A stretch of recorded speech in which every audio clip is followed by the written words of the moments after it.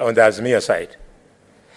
What you want to befall our colleagues is what happened to me, is what happened to Osoti, is what is going to happen to you. Keep away from supremacy within political parties, coalitions, because political party leaders are not God. Senator Haji.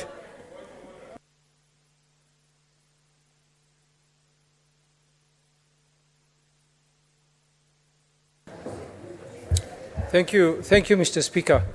Mr. Speaker, we heard what Senator Sifuna said in front of this House. And I believe he's out of order for misleading the House. In regards to the point where he said he has tried to whip the Jubilee members, I am sure he has no evidence whatsoever that he ever tried to whip any of the members of Jubilee.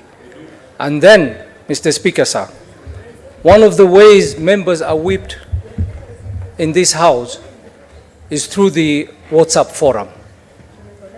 And Jubilee members were actually removed from the Azimio WhatsApp forum before even Senator Dulo was removed as the minority whip.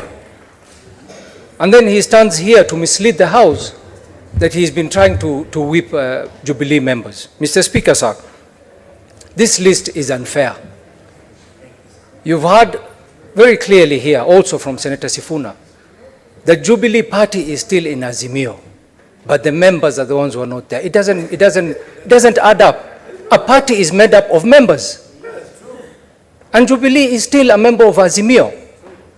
And we have several times reached out to the members of Azimio that we have a dispute, we can resolve it, let us talk. They don't want to talk.